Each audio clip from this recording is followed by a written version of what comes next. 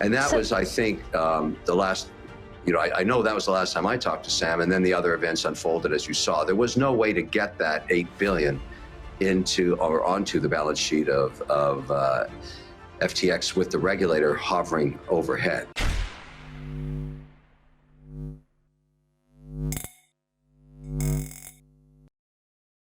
Hey guys, welcome back to Library of Wealth. Today we have Shark Tank investor Kevin O'Leary giving us the damage on the collapse of FTX, as well as how the crypto market is faring with the degree of uncertainty that has been launched over the past few weeks. We know that Sam Bankman-Fried used corruption and his connections at the SEC to move his company's money around virtually undetected for the last 3 years. We're already starting to see markets in the red, and many analysts believe this is only the tip of the iceberg for what the last few weeks of the year will hold. Let's check out this interview with Kevin O'Leary as he gives his position in the crypto market, as well as what we can expect in the next few months. Don't forget to like and subscribe if you enjoy the content we do here on this channel. Let's get right into the video. I think what we need now is to flush out the auxiliary collapses that are going to occur because of accounts that, let's say, public mining companies had with FTX or other hedge funds that have obviously over the weekend gone to zero in their accounts. Now, first, I have some disclosures here, okay? Number one, I'm a paid spokesperson of FTX. So I've been dealing with their management. I've spoken to Sam last week on Thursday. I also have corporate accounts in FTX. I'm also a shareholder of FTX International and FTX US. So now we got that out of the way. I just want to make sure I'm being very transparent on this. But we're not finished with the collateral damage. And so to your question, this is a bottoming process. An event like this is very important because it's finally going to have several impacts in areas that we need. It's going to accelerate regulation, number one. As we speak, I'm at the governor's conference in Orlando. This is topic number one in financial services. The amount of discussion going on last night and certainly today about this situation is going to move. It's definitely going to move legislation in the House. There's no question about that. This is a defining moment. But what we don't know is how many other dominoes are going to fall yet. We need that to finish out. This is going to help quite a bit in stabilizing what the rules are going to be because crypto is not going away. And that is still of great interest to institutions that still won't invest in it because they don't have a platform to do it on. For me, it's moving under the Canadian order. I'm going to stay there until you can show me policy and regulation in the US. All of our assets will remain there because we've got a government, the government of Canada through the Ontario Securities Commission, controlling, watching, regulating every single account there.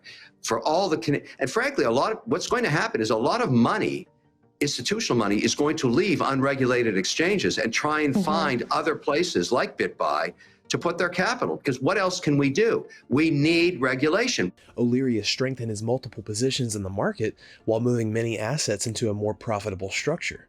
More investors are willing to make extreme speculative bets as a result of a significant shift in the direction of capital flowing into cryptocurrencies over the past 6 months. This week's crash brings a sudden reversal after weeks of relative stability for Bitcoin and Ethereum prices. Both tokens are now down more than 20% over the last week. You mentioned you spoke to Sam Bankman-Fried last Thursday. What was that conversation like? What was the mood, and did you learn anything? Yeah, let me explain the context of that conversation. On Wednesday of last week, the whole world knew that there was a liquidity issue at FTX and that the hold on the balance sheet was somewhere between $6 and $8 billion.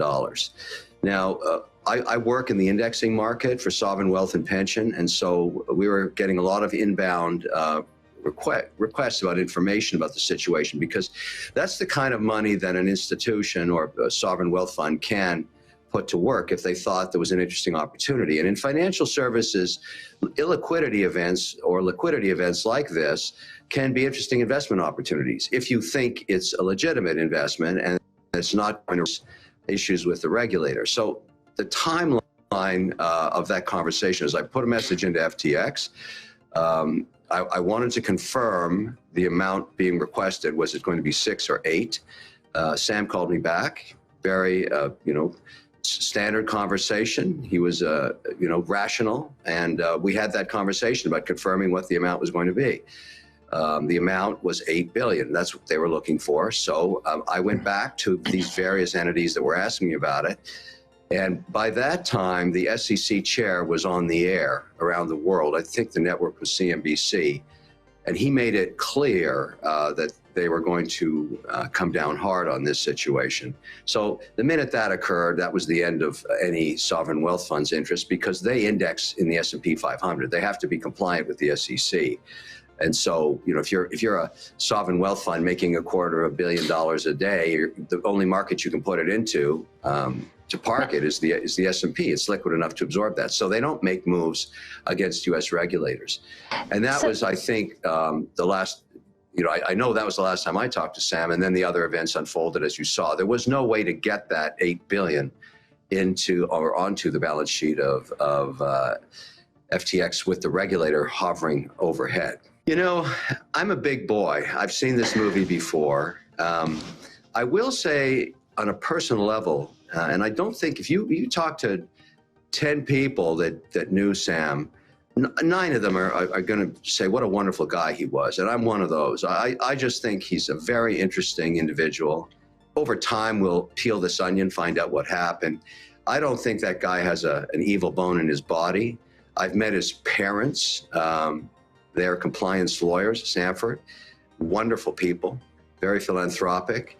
It was those, you know, it's meeting the team there that gave me the confidence to get involved with this, because I wanted a platform, a robust platform where my compliance department, my accounting, my financial people, and my own operating company and our auditors could look at this and say, all right, we can understand the transactions, we can account for it, and we can report to regulators as we must. And we did. The truth is the FTX platform was very robust. It was very well designed. Hundreds of millions of dollars went into making that.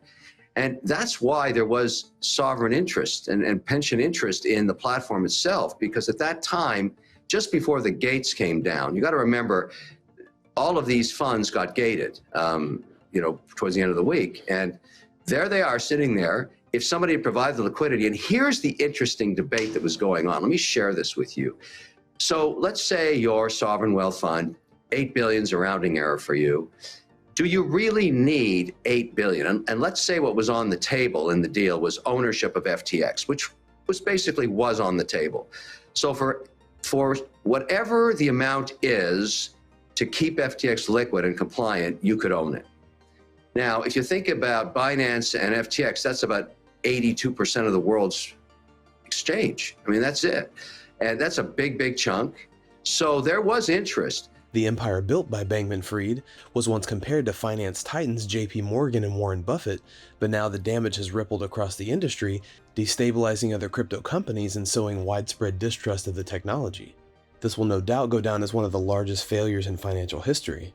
With a massive change in the direction of capital going into crypto in the last 6 months, more investors are willing to take highly speculative investments. What do you think about Kevin O'Leary's strategy in the crypto market, as well as where he predicts we will be over the next few months? Comment down below. Thanks so much for watching. Don't forget to like and subscribe. This is Library of Wealth. We'll see you in the next video.